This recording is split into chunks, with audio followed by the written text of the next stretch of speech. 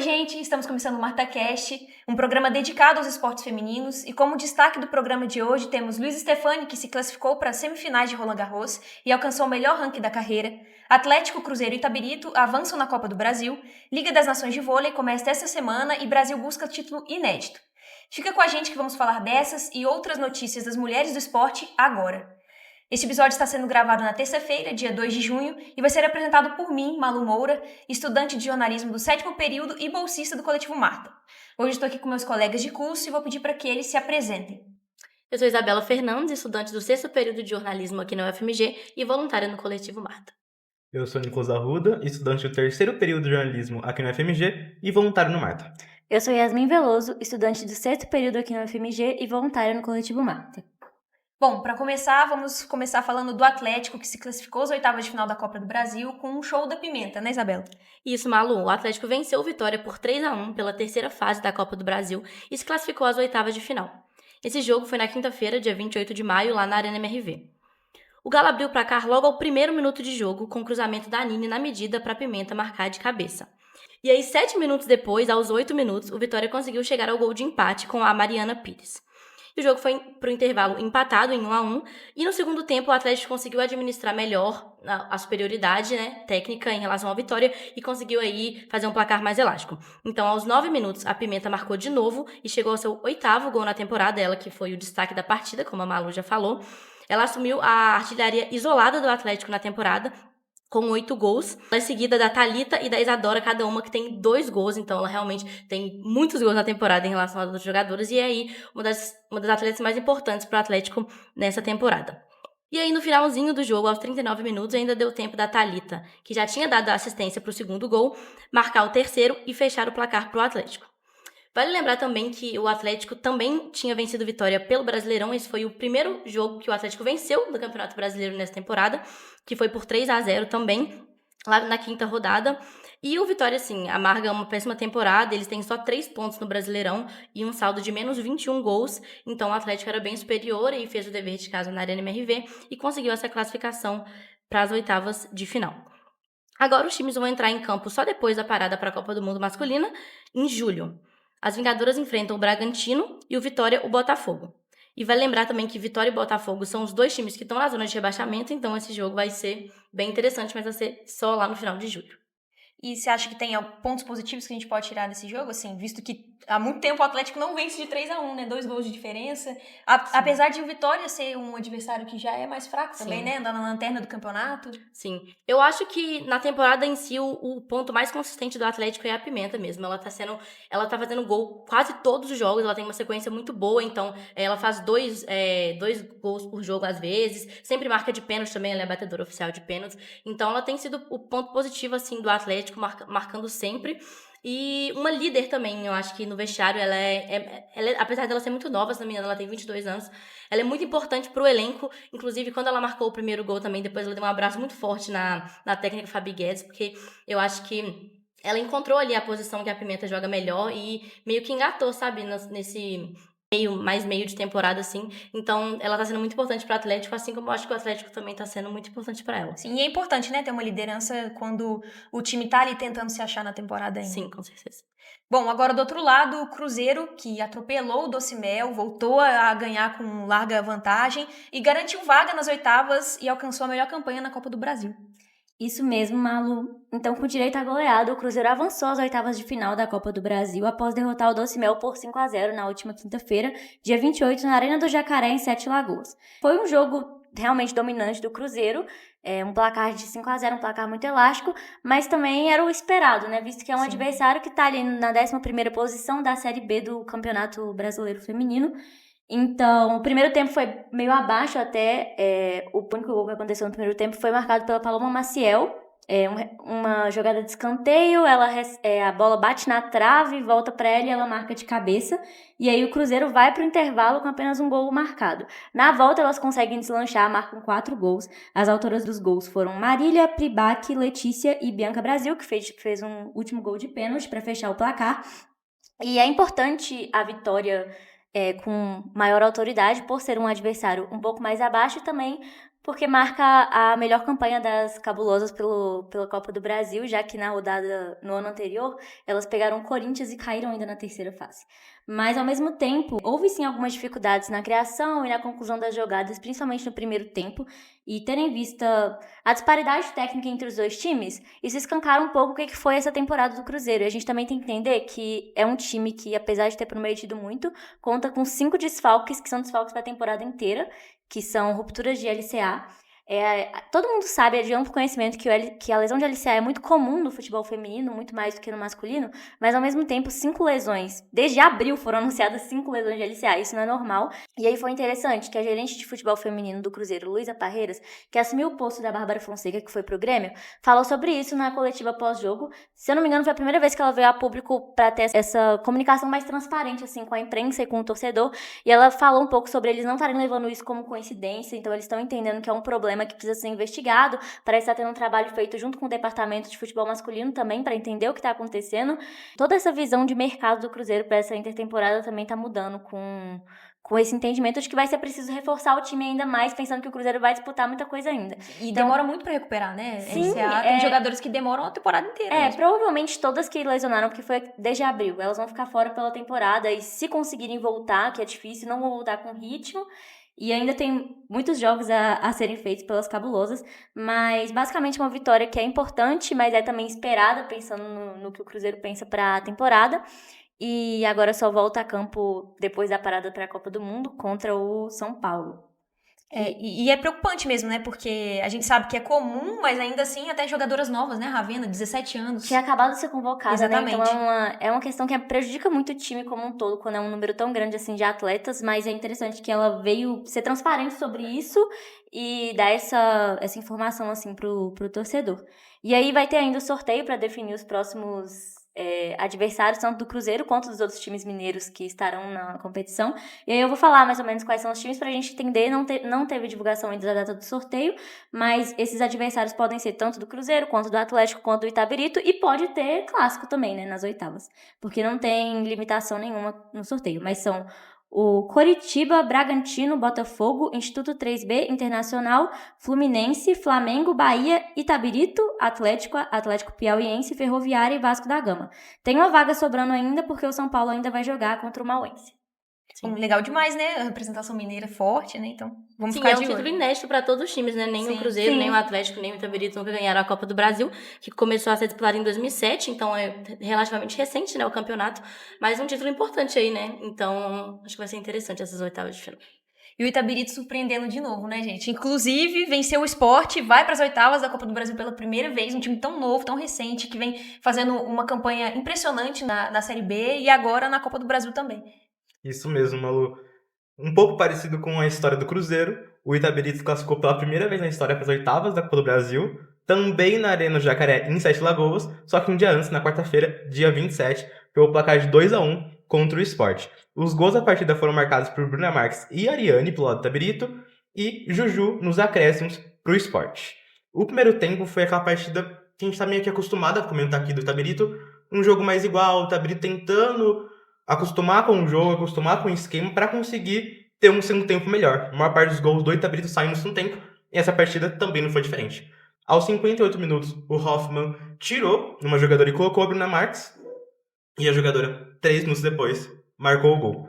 A Bruna Marques ela voltou para a área de defesa para sair tabelando com a Ariane deu assistência, a Bruna Marques só empurrou para dentro. A Bruna Marques está sendo muito importante para o Itabirito nesses últimos jogos. É uma jogadora de muita história no futebol brasileiro. É uma jogadora que já jogou em seleção brasileira. É uma jogadora que já jogou em São Paulo. Então, é uma jogadora muito grande e está mostrando que veio para realmente colocar o Itabirito nesse espaço novo, no espaço que o Itabirito está conquistando agora. O segundo gol saiu um pouquinho depois. O Sport estava tentando ali dar uma reação, mas estava parando muito na Karen Hipólito. A Karen Hipólito fez um jogaço essa partida. Se ela teve uma desconfiança muito grande depois da partida contra o Vasco, que ela foi bem mal, a Karen Hipólito retomou. A Karen Hipólito também é uma goleira de seleção, é uma goleira de Santos, é uma goleira que tem uma passagem muito grande para o futebol brasileiro, uma goleira muito importante. É muito legal ver a Karen Hipólito tendo essa retomada no Itabirito, conseguindo buscar um espaço, conseguindo brigar por titularidade com a Marcele. A Karen Hipólito despachou a bola lá para frente, A Vânia conseguiu dominar um domínio maravilhoso e iniciar a jogada, que terminou no gol da Ariane.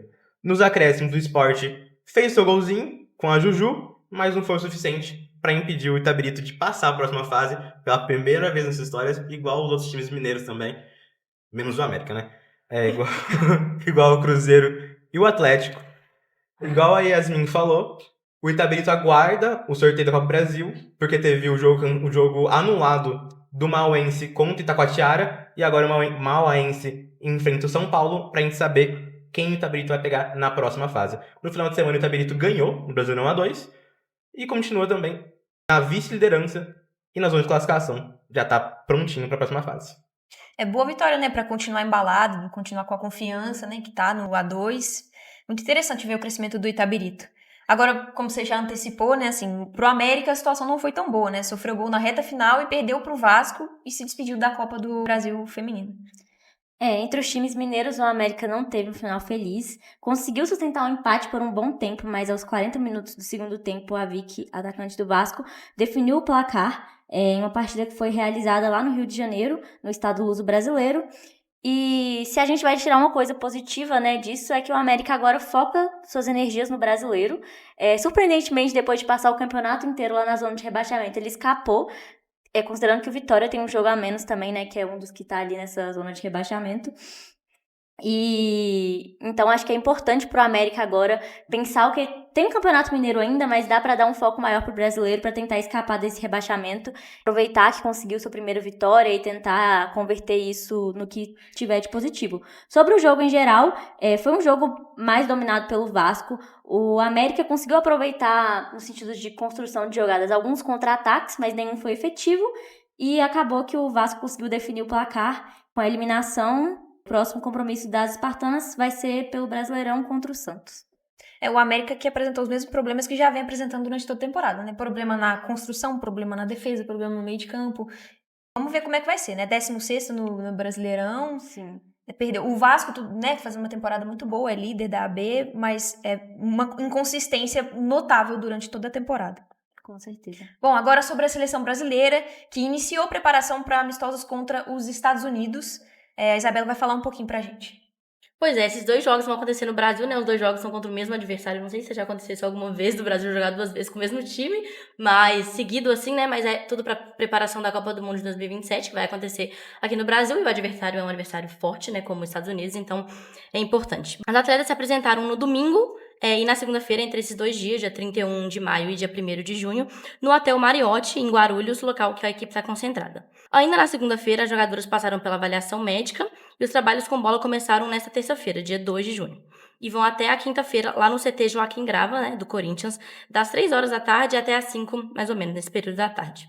A última atividade antes do amistoso será realizada na sexta-feira, quando a seleção fará o treino de reconhecimento e do gramado da Neoquímica Arena, de 6h30 às 7h30 da noite. O primeiro jogo contra os Estados Unidos está marcado para o próximo sábado, dia 6, às 6h30, na Neoquímica Arena, em São Paulo. E a segunda partida vai ser na terça-feira, dia 9, às 8h30, na Arena Castelão, em Fortaleza. Esses amistosos, né, fazem parte daí da preparação para a Copa do Mundo de 2027, que vai ser disputada aqui no Brasil de 24 de junho a 25 de julho.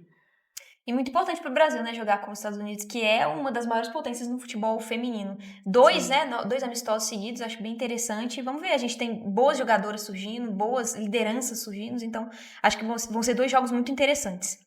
Sim. Os Estados Unidos que é meio que um algoz também do Brasil, Sim, né? sempre Perdeu a Olimpíada para os Estados Unidos, dolorido dessa Olimpíada.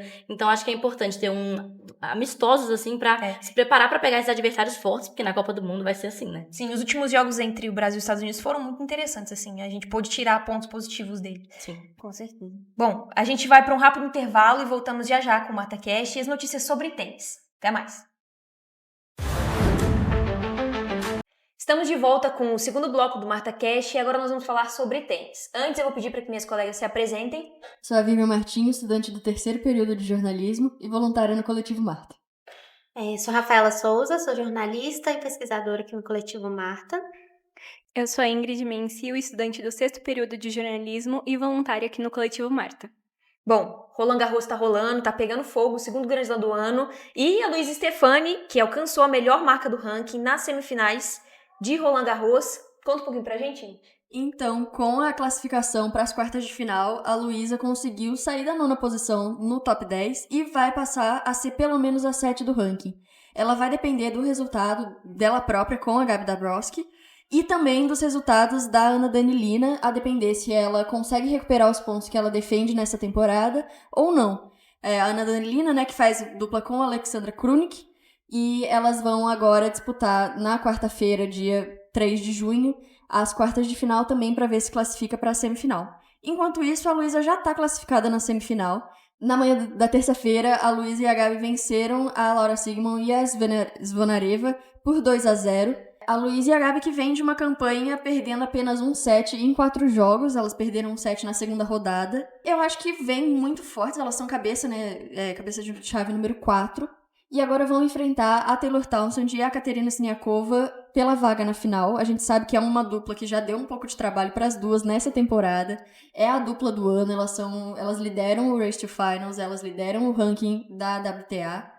Então a gente sabe que vai vir pedrada, mas eu também tenho muita confiança na Luísa e na Gabi, apesar de não ser o piso que elas costumam ir melhor. A Luísa já tá fazendo a melhor campanha de Roland Garros dela.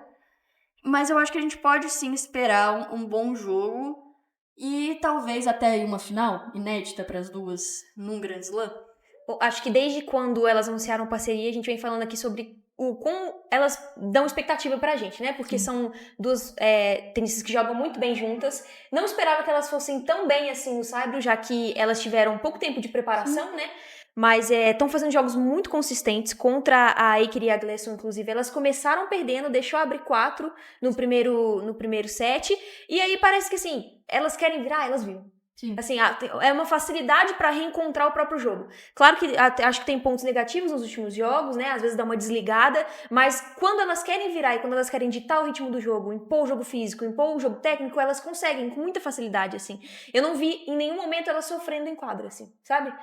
Ainda que no último jogo contra a Zvonareva e a Sigmund, elas ganharam de 6-4 e 7-5, né? Assim, se você for ver, são placares acirrados. Mas ainda assim, eu tive a impressão de que elas dominaram o jogo, assim, do início ao fim, sabe? Teve facilidade mesmo de impor o jogo. A Luísa jogando bem, né? Muito bem na rede. Alguns problemas no saque, né? Eu acho que o grande ponto fraco dela está sendo o saque da Luísa. A gente vê que os games mais longos são sempre no saque da Luísa. A Gabi tem um pouco mais de facilidade. Mas eu acho que vem também de uma questão que a Luísa é melhor na rede. Ela é bem melhor na rede. Ela é absoluta na rede e quando junta o saque, que já não é uma característica tão forte dela, com ela ficar no fundo, não que a Gabi seja ruim na rede, eu acho ela muito boa na rede também, mas eu acho que é ali um diferencial que a dupla tem.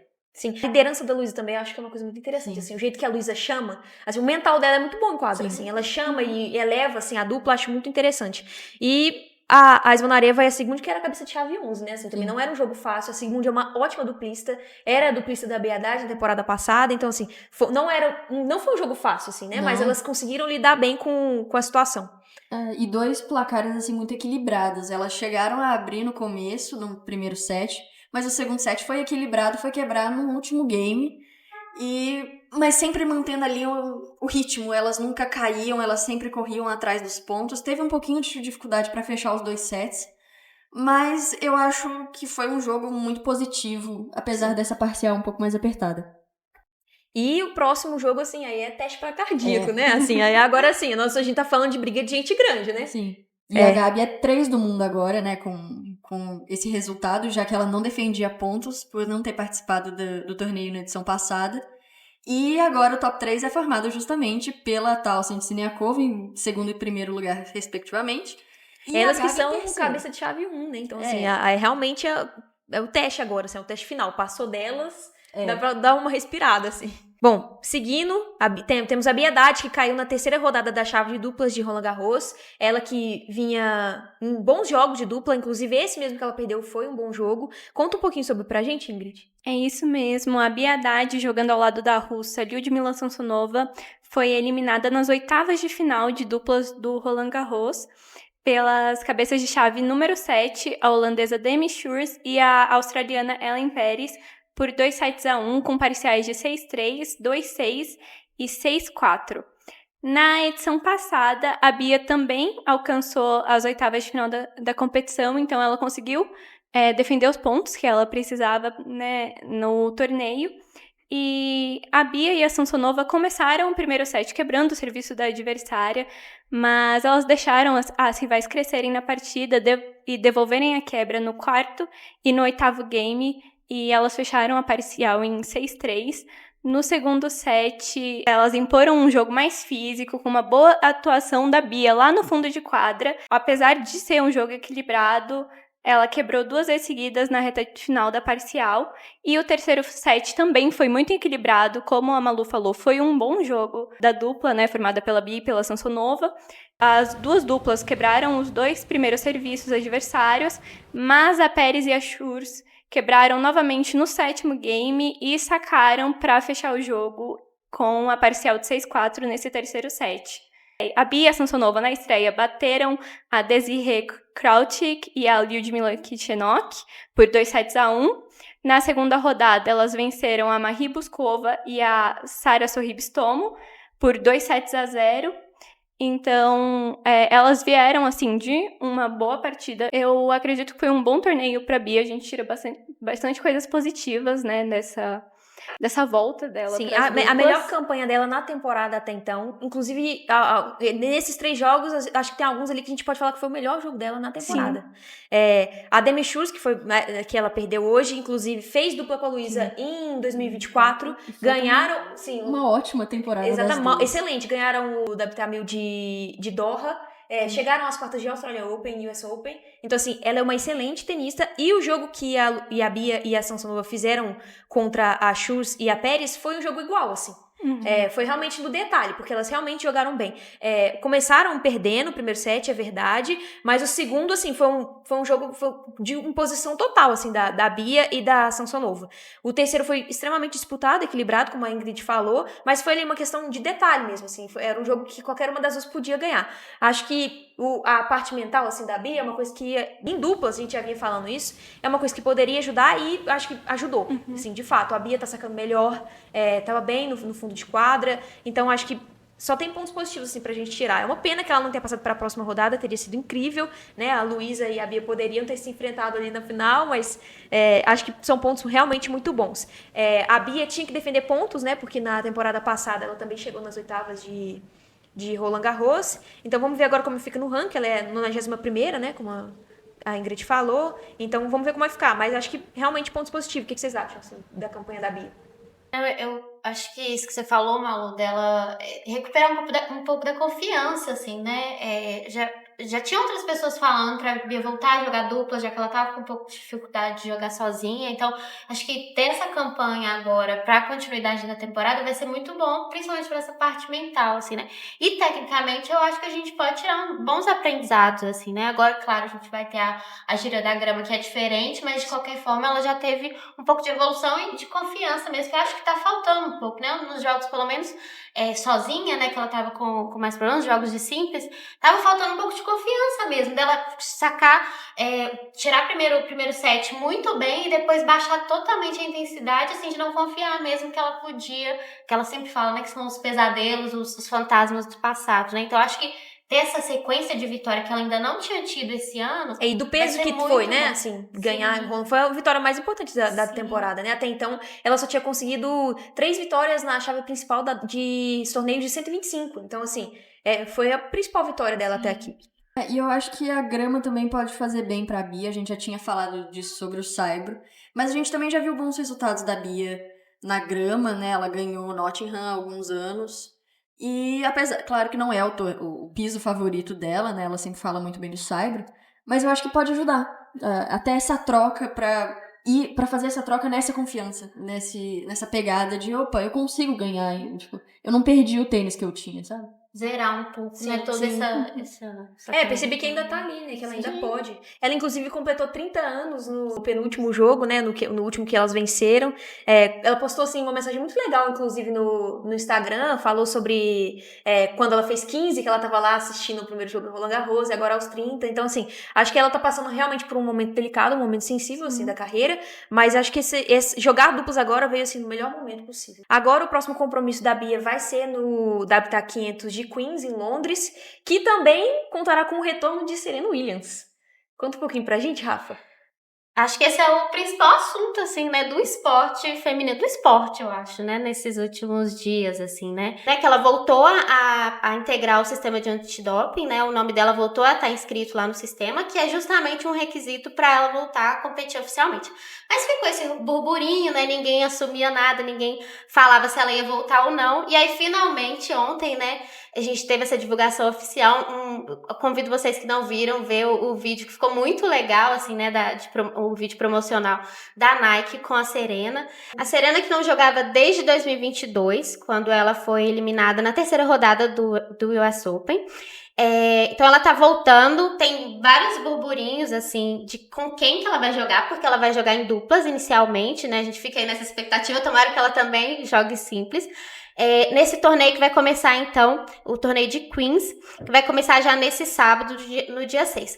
Tem alguns boatos que ela joga com a Mboko. Eu fiquei muito feliz com isso. Inclusive, em entrevista, a Mboko não negou. Não negou, ela não confirmou, mas também não negou, assim. E eu acho que vai ser uma dupla super interessante. A Mboko que é uma canadense super jovem, né? Então, assim, vai ter um equilíbrio ali. Super jovem, e que a Venus também já deu várias dicas pra ela, né? Depois que ela ganhou o torneio WTA 1000 lá no Canadá, em Montreal, né? A Mboko também falou que a Venus deu umas dicas pra ela, e aí agora ela também falou que tem conversado com a Serena. Então, assim, eu acho que essa dupla vai rolar.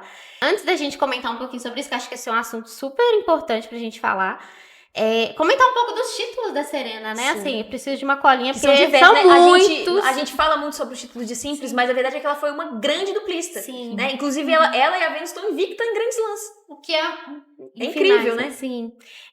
Especialmente, assim, na grama, né? Ela ganhou o Wimbledon junto com a Venus em 2000, 2002, 2008, 2009, 2012, 2016. Ganhou a Australian Open em 2000, 2001, 2009, 2010. E respira porque tem mais. Roland Garros, 1999 e 2010. E o US Open, 1999 e 2009. E ela também ganhou em duplas mistas.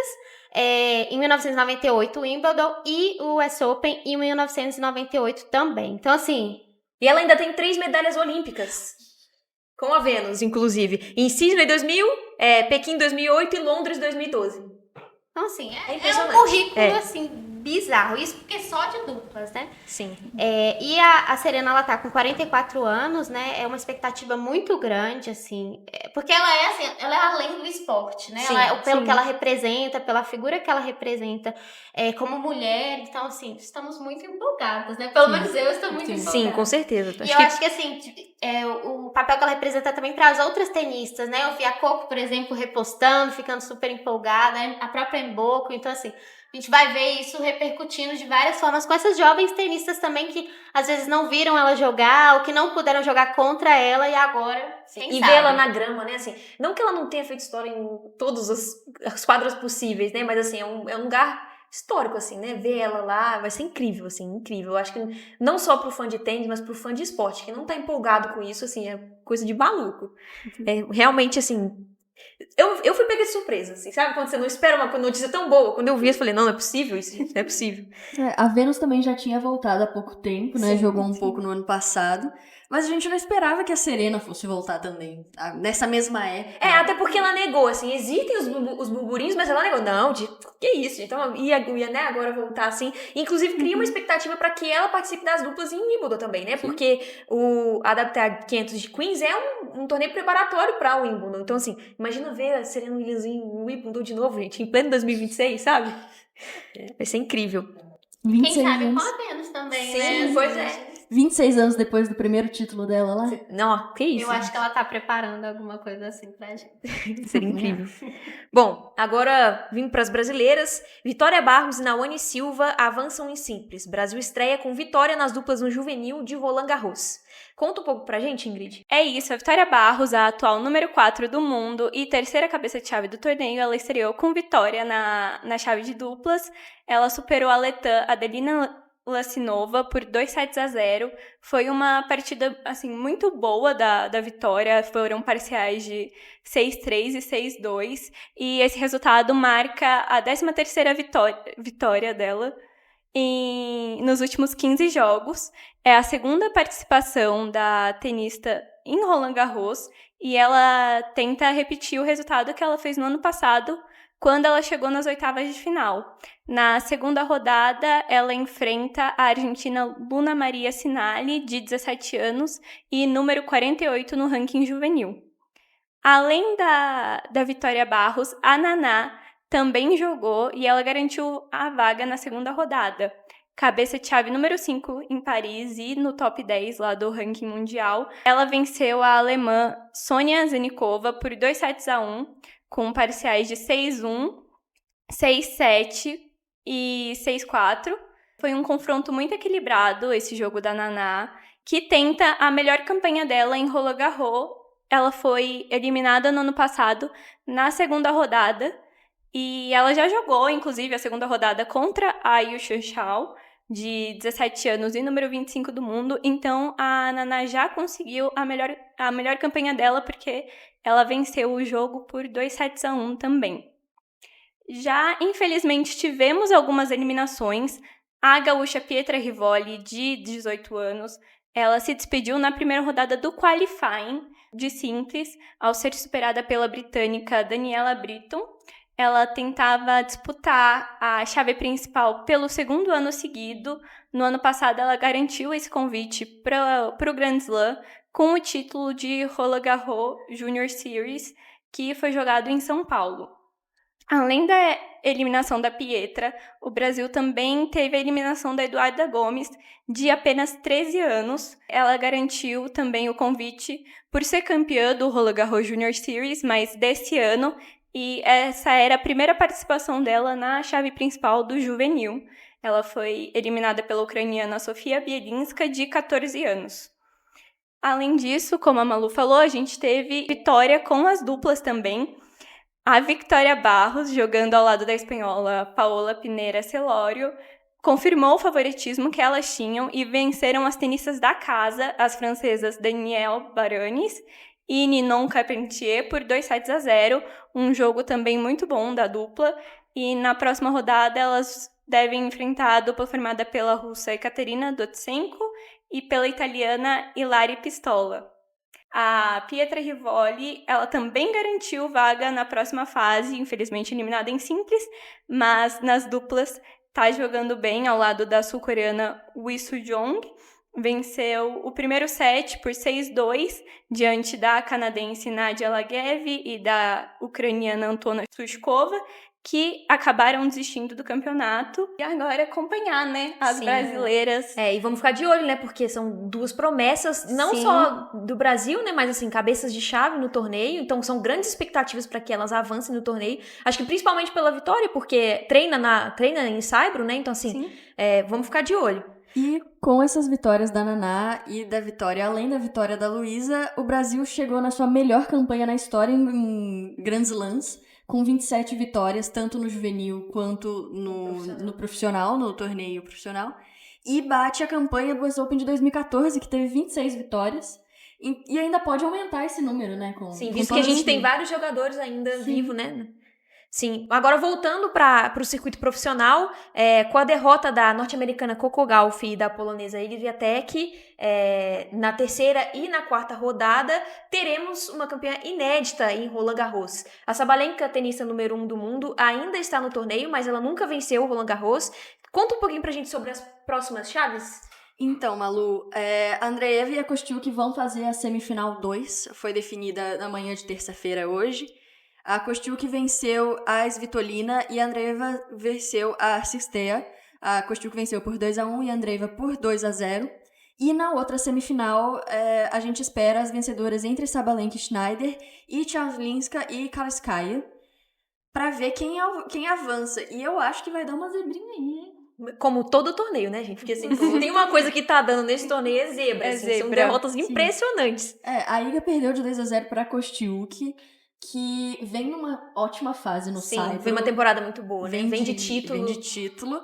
E a Coco Gauff perdeu de 2-1 para a Potapova, que é outra que veio também muito forte. A gente viu bons resultados dela nos Master 1000 de Saibro. Mas eu acho que vai vir aí uma vencedora inédita. Mais um jogo aí entre a Andreeva e a Kostyuk, né? Sim, assim, que foi recentemente a gente teve um um jogo. Exatamente, foi Foi a a final de final. Madrid. Que é o título da Kostiuk, né? Então, e teve aquele conflito, né? Lembrando, é uma ucraniana contra uma russa, e né, em meio às discussões sobre retirar ou não as restrições em relação aos atletas russos. Então, assim, é realmente um jogo interessante, tanto em quadra quanto fora dele. A gente encerra por aqui e voltamos já já para o próximo bloco. Estamos de volta com o terceiro e último bloco do MartaCast e agora nós vamos falar sobre vôlei, surf, basquete e ciclismo. Antes eu vou pedir para que meus colegas se apresentem. Oi, gente, eu sou a Lara Tavares, eu sou estudante do 7º período de Publicidade e Propaganda e voluntária aqui no Coletivo Marta. Ei, gente, eu sou Victor Marques, estudante de jornalismo do 5º período aqui na UFMG e voluntário no Coletivo Marta. Oi, gente, eu sou o Hugo Rezende Reis, eu sou estudante do 6º período de jornalismo e sou voluntário aqui no Coletivo Marta. Oi, gente, sou Franciele Messias, sou estudante de jornalismo aqui na FMG, estou no 6º período e sou voluntária aqui no Coletivo Marta. Bom, vamos começar pelo vôlei. A Liga das Nações Feminina começa essa semana e eu vou pedir para que a Fran conte um pouquinho os detalhes pra gente. Isso mesmo, Malu. A Liga das Nações, ela começa essa semana, né? Essa primeira semana acontece entre os dias 3 e 7 de junho, de quarta a domingo. O Brasil estreia na competição jogando em casa, né, na capital Brasília. Os 4 adversários do Brasil nessa semana são Países Baixos, República Dominicana, e a Bulgária e a Itália. Nessa primeira fase da competição, cada um dos 18 times disputam 12 jogos no total. Os 8 melhores vão às fases finais, que serão realizadas em local único, né? O país sede já tem vaga garantida nessa fase. Neste ano, a sede será na cidade de Macau, na China. Portanto, a seleção chinesa já está garantida nessa fase. Os jogos serão disputados entre os dias 22 e 26 de julho, né? Nessa fase final. Essa é a 8ª edição da competição, que começou em 2018. A Itália é a atual bicampeã e também maior vencedora da Liga das Nações, ao lado dos Estados Unidos com 3 troféus.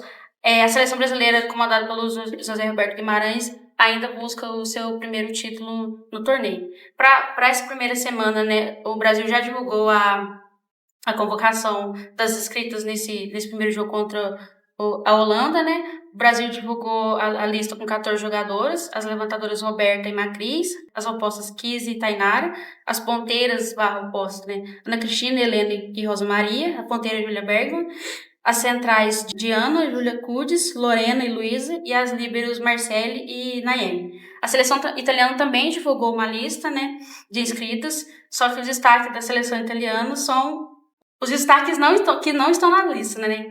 Que é a oposta Paola Egonu, a ponteira Mira Silla, a levantadora Alessia Ouro e a central Ana Danese. E aqui acho que é muito importante a gente citar esses desfalques, né? Porque a Itália é uma grande potência, né? Uma das seleções mais fortes. E visto que não terão essas estrelas, né? Acho que é uma chance pro Brasil, né? Assim, porque são realmente jogadoras muito fortes, jogam nos principais clubes do vôlei. Inclusive, o técnico tá querendo dar um tempo de descanso, né? Já que nesse ano só vamos ter o Campeonato Europeu e a VNL. Então, é meio que um ano para elas descansarem e retornarem mais fortes pro ano que vem, que tem mais competições mais importantes. Sim. Então, acho que esse é o momento, assim, pro Brasil. Primeira semana da VNL em Brasília, jogando em casa. Então, acho que temos jogadoras muito boas, muito competentes, né? Acho que o time que o Zé Roberto montou é bem interessante, né? Então, acho que vai dar pra fazer um campeonato legal. Sim. E a programação dos Jogos do Brasil, né? O primeiro jogo é dia 3 de junho, na quarta-feira, contra o Países Baixos, às 20 horas. Dia 4 de junho, Brasil e República Dominicana, às 20 horas. Dia 6 de junho, no sábado, Brasil e Bulgária, às 11 da manhã. E no dia 7 de junho, o grande confronto, né, contra a Itália, às 14h30. Todos os jogos serão em Brasília, no ginásio Nilson Nelson. Os jogos vão ser transmitidos pela Sport TV e pelo Voleibol, a plataforma de streaming. Alguns jogos podem ser transmitidos pela Globo e pela GETV, vai depender, assim, vamos ver como é que vai ser a dinâmica. Nessa primeira fase, todos os jogos do Brasil, nessa primeira semana em Brasília, vão ser transmitidos na GETV, eles divulgaram a agenda essa semana, então vai ter bastante opção para assistir. Vamos ficar de olho, é uma competição muito importante, Sim. Né, mais do que um teste, assim, pra gente ver em que nível a seleção brasileira e o Brasil ainda busca esse primeiro título, sim, né, que ainda não veio. Agora é a hora. Agora vamos pro surf. A Tati Weston Webb voltou ao circuito mundial na etapa de Saquarema da WSL. A brasileira Tatiana Weston Webb está de volta ao circuito mundial. A surfista foi confirmada como convidada na etapa de Saquarema, que será realizada em junho na praia de Itaúna, no Rio de Janeiro. Ela que estava afastada desde março de 2025, quando anunciou uma pausa na carreira para cuidar da saúde mental e posteriormente viver da gestação. A etapa de Saquarema promete ser especial para a Tati Weston Webb, que em julho do ano passado competiu no mesmo local, já grávida de Bia Rose, a sua filha. A brasileira, na época, acabou eliminada nas quartas de final ao perder para Caroline Marx na reedição da final dos Jogos Olímpicos no Tahiti em 2024, que acabou também sendo derrotada pela mesma surfista. A Tati Weston Webb já está confirmada na temporada WSL em 2027. Ela recebeu um wildcard especial que a World Surf League criou para convidar atletas que fizessem uma pausa na carreira para se tornarem mães ou para cuidar da saúde mental, como por exemplo Gabriel Medina, que não estão classificados no ranking mundial. O Vivo Rio Pro, a etapa de Saquarema, acontece entre os dias 19 e 27 de julho, na praia de Itaúna, o Maracanã do surf. Bom, vamos ficar de olho, né? Porque a Tati é uma das principais representantes femininas do Brasil hoje, né? Com conquistas importantes, né? Deu um show nas últimas Olimpíadas, então é uma atleta importante para o nosso cenário. Agora, pelo basquete, o Sport superou o Maringá após 2 prorrogações e mantém vivo o sonho nos playoffs, né, Hugo? Exatamente. Se aproximando agora, né, do fim da temporada regular, está cada vez mais perto dos playoffs, da pós-temporada. O Sport conseguiu garantir a vitória contra o Maringá e ganhou por 72-64, né, um placar muito apertado nesse domingo, 31 de maio. E o jogo ele foi válido pela LBF, né, Liga Brasileira de Basquete Feminino, e o triunfo do Sport ele foi algo muito importante para a equipe, porque ele conseguiu manter as pernambucanas vivas na briga por essa vaga pelos playoffs. Então, essa conquista do Sport, fora de casa ainda, contra o Maringá, que é o time que está na briga, né, com o Sport pela última vaga, foi algo muito importante para realmente manter a possibilidade de elas conseguirem ir para os playoffs. A partida ela ficou marcada por uma atuação muito equilibrada entre as duas equipes, foi realmente um jogo muito parelho, com muita intensidade do início ao fim, mas, mesmo assim, as pernambucanas lideraram pela maior parte do tempo.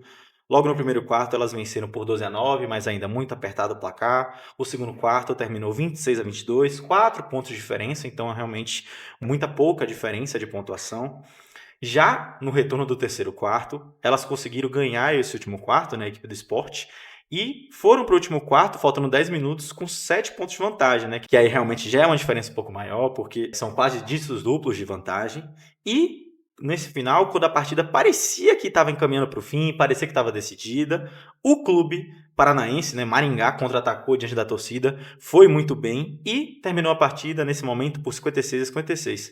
Só que, como não existe empate no basquete, prorrogação. Mesmo no primeiro tempo da prorrogação, ambas as equipes estavam muito equilibradas, ambas muito bem, e aí teve uma segunda prorrogação porque empatou nesses primeiros 5 minutos de 62-62. Na segunda prorrogação, o Sport agora foi melhor, conseguiu encaixar melhor a defesa, conseguiu correr melhor os contra-ataques, foi melhor na produção ofensiva e garantiu o jogo no clutch time, ganhando por 72-64. O destaque individual vai para a ala do Sport, Mayara Leôncio, que foi eleita MVP, né, Loterias Caixas da partida, com 17 pontos, 4 assistências, e ainda foi bem na defesa, pegou muito rebote, pegou 14, anotando um duplo-duplo de 26 de eficiência. Novamente, reiterando aqui que a vitória foi muito importante para manter o Sport na briga por uma vaga nos offs, mas o resultado ainda não é o suficiente para retirar essa vantagem do Maringá, que, com os critérios de desempate, permanece à frente. E agora elas vão ter uma missão muito difícil de brigar por essa vaga e retornar nessa terça-feira, dia 12,